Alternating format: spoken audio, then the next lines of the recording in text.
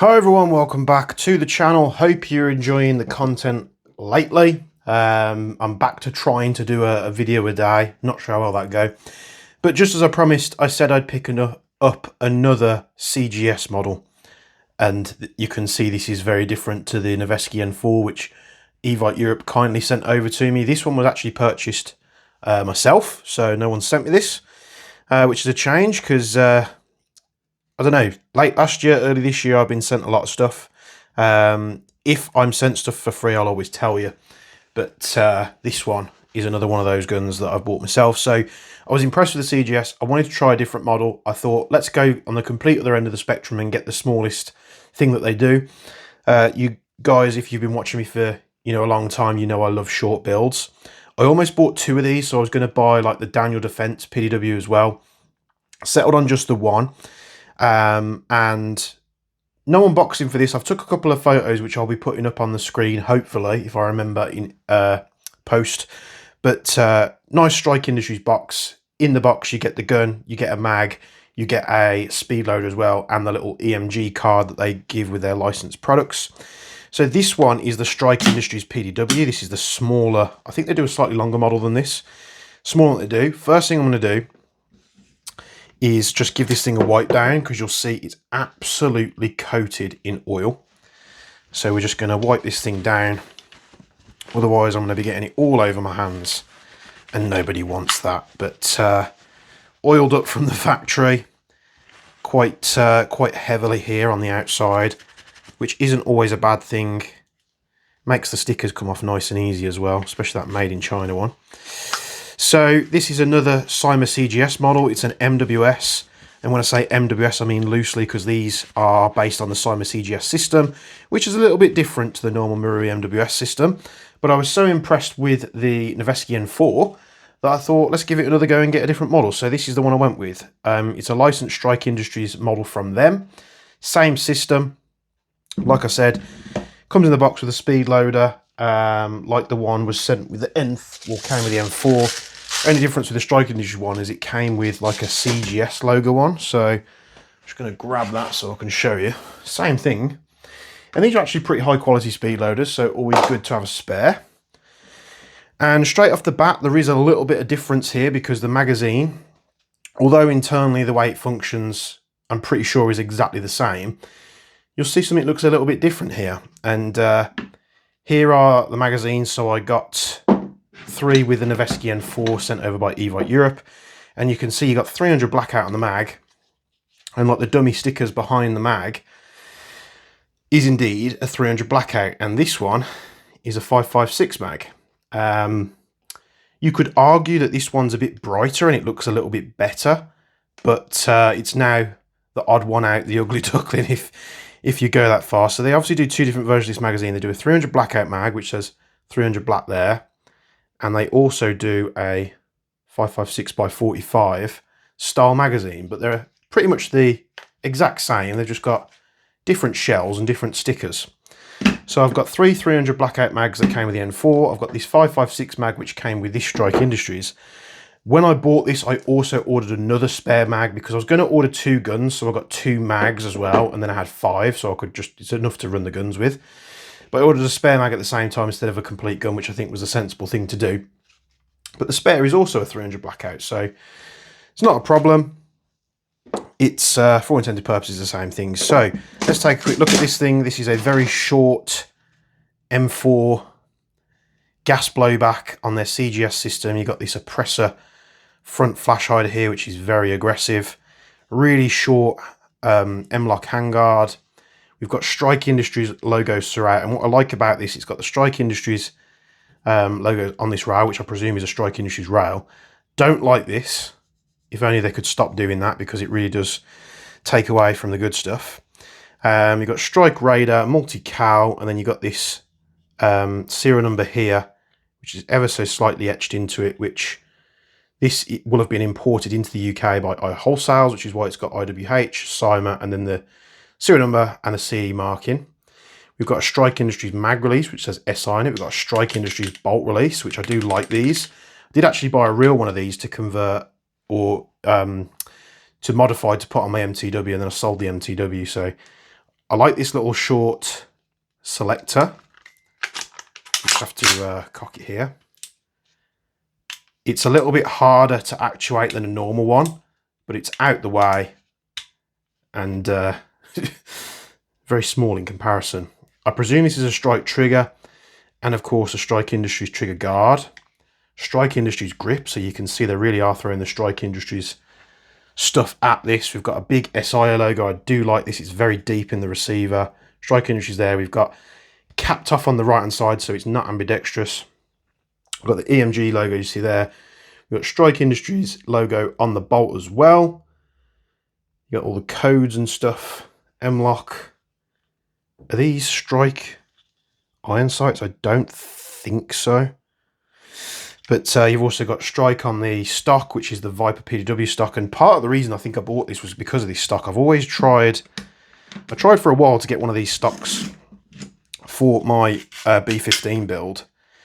And it's really out the way. It's obviously spring loaded, but like many other airsoft stocks, it's spring loaded, but it doesn't quite go all the way. So you just have to give it a bit of a pull to get it into position. The stock doesn't feel bad for how small it is. It's surprisingly comfy. But it is, you know, a nice chunky wide bit on there. This part actually feels like rubber. So I imagine this is just a cap that's put onto the buffer tube itself. So I imagine this is going to be a sort of a short straight buffer tube, much like the Ghetto Blaster. And let's do a quick dry fire of this. I've just got some propane in the magazine, and then we'll take a look a little bit further.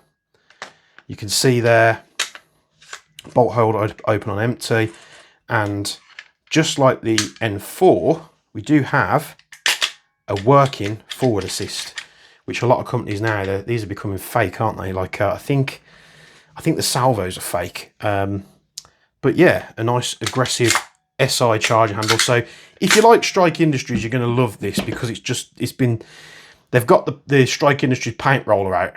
God, someone can tell me how many times I say Strike Industries in this video, and they've just gone to town on this thing, and it's nice. Why I bought this was because they do the same thing with the DDM4 as well, where everything's Daniel Defense, the front end, the receiver, the grip, the stock, all Daniel Defense, and I like that. Because if you're going for such things like this SI or the Daniel Defense, you're probably going to be building, like if you bought this, here's an example, you bought this and it was just a stamped receiver with the logos, you're probably, if you're a fan of SI, going to go and get the extra components to make it a build. Like I did with my MTW, I was getting everything from the same all Strike Industries stuff from Brownells to try and get it kitted out. You've even got it on the pins. I failed to mention that. So they really have crossed the T's, dotted the I's with this. But how good does it work? Now the only thing out the box I found was the oppressor brake does foul the rail, so you'll see there's a little bit of rubbing on that from factory. It does have a grub screw in there. It wasn't tightened. Oh, there's actually nothing in there, so there's no grub screw. Whether that's meant to be there or not, I'm guessing because this is like coned out inside, it's going to be very loud. But it would be nice to have had a grub screw on there, so you can clock this and have the logo sort of on the side. I'm just going to tighten it all the way up here, and it is what it is. So we'll do a bit of a dry fire with this thing. You've always just got to remember to pull that stock, the extra 5%, and let's see how this thing does. Nice on semi-auto. Nice on full auto as well. I only put a tiny squirt of gas in this magazine. Now with these mags, you just push that little button in the back and it reveals the valve. But what you can do, if you don't want to do that every time, if you just slightly pull this a little bit further and slightly press down on that, it pops this little tag out so you can fill it up without having to do that. That is a good thing in terms of speed, but I think me personally, I'd much rather had this blanking plate in. I think to the point where I might even go through them all and just put like tiny dabs of super glue to stop these from falling out. Because I like the idea of it covering up your valve and stopping any dirt ingress getting into your valve. So we're just going to top this mag up with a bit of propane. We'll also top this spare one that I bought. So I've got 5 mags for this now. And let's just purge this of a bit of atmosphere. So now, whether I'm running the Noveski N4 or I'm running this, I've got 5 mags, and that's enough to get started. Of course, if I look at future models, or if I'm so lucky to be sent future models to look at, it just gets added to the mag pile, and I'll always use the mags that come with it just because it makes sense. So what we're going to do, this has got 2 5s in it. These loaders that they come with do work well on these CGS mags, but you can't do it flat like that. You kind of have to do it up on an angle, but it's well suited. It's nice for a company to actually supply you a speed loader worth having. So I'm going to lock this bolt back. Let's do a quick chrono while we're on the subject. We set to 0.25s. Propane. I found with all these CGSs you do have to give them a bit of a love tap to get them seated. In fact, that went in okay that time. You know, drop the bolt and let's put some rounds through it. I'm guessing this isn't going to be as powerful as the N4. Now you'll see the BB dropped out the barrel there, and what that means is there's no hot pressure to hold the BB in place. So what we're going to have to do, we just lock the bolt to the rear. We know the chamber's empty because it fell out, and we're just going to, it's got the same T8 adjuster as the N4. We're just going to put a bit of hop on. We'll try it again. If you've got the same problem as yours, put a bit of hop on, drop the bolt with the muzzle pointed down. You see it pops out again. So the hop is not holding the BB. Put a bit more on. Try it again because we want that BB to be held in place. Otherwise we're going to get false results or double feeds. There we go. So let's give this a gander. And that is very loud when loaded. We are 0.984 joules. 965 joules.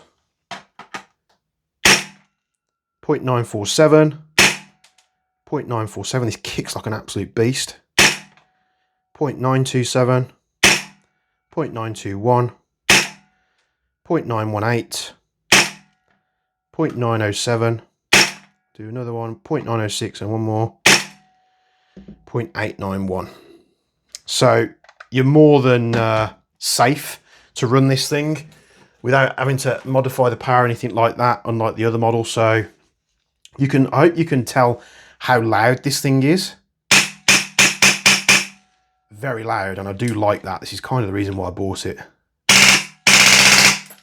because it's like having an amplifier on an AEG. It just sounds aggressive. I really do like that. So we've tested that. It works well, just as good as the other one. We're going to pop this rear pin out. We're going to take a look at the inner workings. The pin is very tight, but you know, I always say I'd rather have it a little bit tight than loose and have a floppy receiver. Can we pop the front one out without help? No. So we'll tap the front pin out as well. Pull this rear pin, this front pin even, and we can split the upper and the lower. Let's take a look at the buffer first. Shortened buffer as expected. It does feel like it's got loaded weights in it. Let's see if we can have a look. Probably not as many, but we will have them. There we go. Nice you get this sort of stuff out the box. So you've got 2 weights there. You've got a spring. And the reason they usually do this is to weight the buffer up and to sort of minimise bolt bounce. If I can get this back together. So you've got a shortened buffer because you've got a shortened buffer tube, as well as a spring which looks slightly slimmer. Looking through there, it all looks fine. There's a lot of oil in there, so you probably want to clean that out. Very nice indeed. We're seeing a lot of the same stuff we saw on the Noveski. Let's pop this back in here. Encapsulates it nice and well. Right. Can't tell what it's got. It's got a rubber base pad. Oh, that's nice. I like that. I like the fact that that's included as well. and just whack it in there. Is that backwards? Almost looks like that's backwards and it's meant to be that way. Maybe not. Maybe I'm tripping. But nice indeed. Let's grab a magnet and see what we've got. Bolt release, steel. Mag release is aluminium. Fire slit's aluminium. Trigger's aluminium. Trigger guard's aluminium. Metal hammer. It's hard to tell whether that's a metal roller because it's attracted to... I don't think the roller's magnetic. It's probably stainless. Metal hammer, steel sears. So it almost feels like a steel trigger case, trigger box as well. So very good. Pins, what you'd expect. The rails on the stock are not magnetic. Well, they don't. Oh, they are, but they're just very, very slightly. Let's take a look in here. I do like the sort of design they have on the bolts with this like relief cut and stuff. Steel bolt like the Noveski. Aluminium rear, it sounds like. So yeah, it's a nice steel bolt, nice and heavy. Everything else is pretty much aluminium apart from the fixings and the pins. Steel forward assist, you know the drill. So yeah, I mean, going off the other one as well, what I've noticed with this CGS is that they come such coated in oil that I'd probably, even if you're not going to change the hot rubber, pull the hot rubber out, wash it in some warm soapy water. I'd probably do the whole lot, to be honest, to get all the grease out there. Then just grease up the components that matter, like the bolt. It's nice with this model. What I've noticed with these, the QC isn't quite as good on the nozzles. So this is spring loaded, so it's meant to push back. But it doesn't because this part grips it too tight. Now, you could easily fix that with a file, but why should you? Now, I don't know if you can see that, but the screw doesn't look like it's screwed all the way in. Let's do a quick check on that before we continue. We don't want that sticking up, do we? Yeah, so the screw was not all the way down. Easy enough to fix. Nice charging handle. I do have a real one of these somewhere that I bought for the MTW. Unfortunately, they're not compatible with the MWS's and its derivatives. So yeah, very nice. Let's pop the front back together. If I can get this bloody pin in. Doesn't want to go in.